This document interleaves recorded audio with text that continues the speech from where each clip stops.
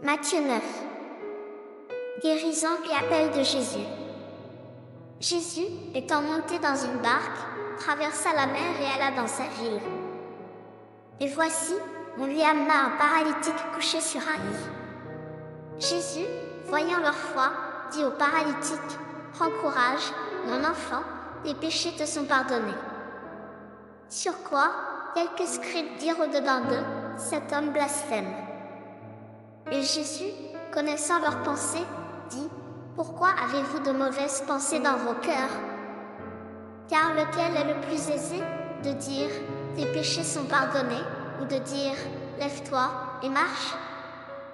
Or, afin que vous sachiez que le Fils de l'homme a sur la terre le pouvoir de pardonner les péchés, lève-toi, dit-il au paralytique, prends ton lit, et va dans ta maison.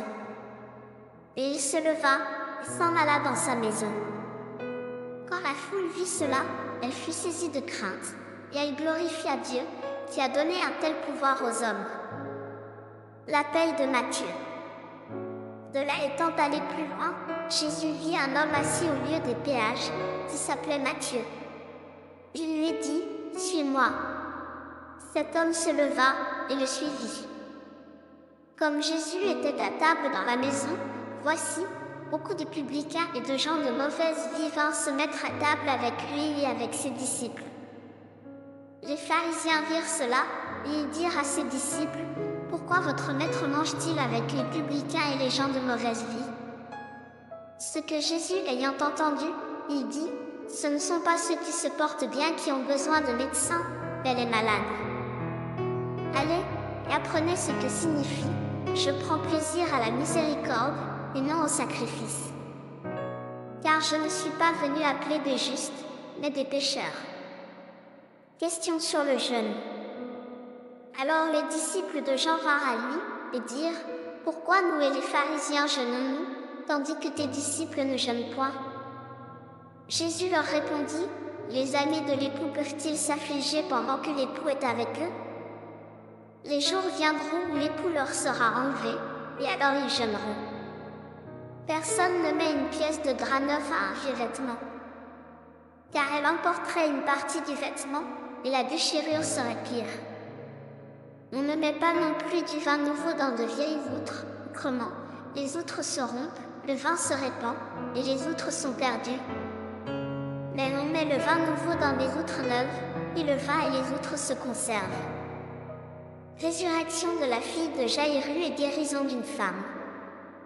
Tandis qu'il leur adressait ces paroles, voici, un chef arriva, se prosterna devant lui, et dit, « Ma fille est morte il y a un instant, mais viens, impose-lui les mains, et elle vivra. » Jésus se leva, et le suivit avec ses disciples. Et voici, une femme atteinte d'une perte de sang depuis 12 ans s'approcha par derrière, et toucha le bord de son vêtement. Car elle disait en elle-même, « Si je puis seulement toucher son vêtement, je serai guérie. » Jésus se retourna et dit, en la voyant, « Prends courage, ma fille, ta foi t'a guérie. » Et cette femme fut guérie alors même. Lorsque Jésus fut arrivé à la maison du chef, et qu'il vit les joueurs de flûte et la foule bruyante, il leur dit, « Retirez-vous, car la jeune fille n'est pas morte, mais elle dort. » Et il se moquait de lui.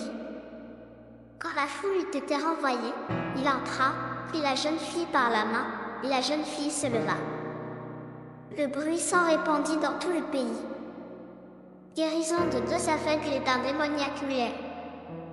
Étant parti de là, Jésus fut suivi par 2 aveugles, qui criaient, « Aie pitié de nous, fils de David. » Lorsqu'il fut arrivé à la maison, les aveugles s'approchèrent de lui, et Jésus leur dit, « Croyez-vous que je puisse faire cela? » « Oui, Seigneur, lui répondirent-ils.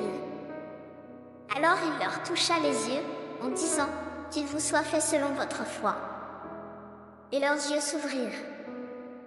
Jésus leur fit cette recommandation sévère, « Prenez garde que personne ne le sache. » Mais, dès qu'ils furent sortis, ils répandirent sa renommée dans tout le pays.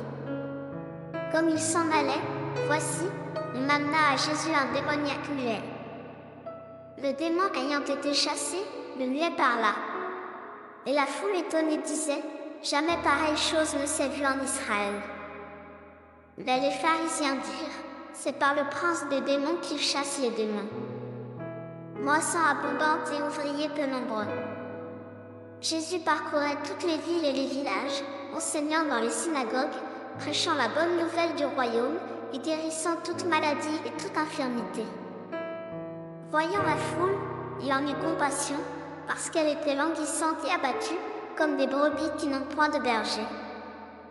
Alors il dit à ses disciples, la moisson est grande, mais il y a peu d'ouvriers. Priez donc le maître de la moisson d'envoyer des ouvriers dans sa moisson.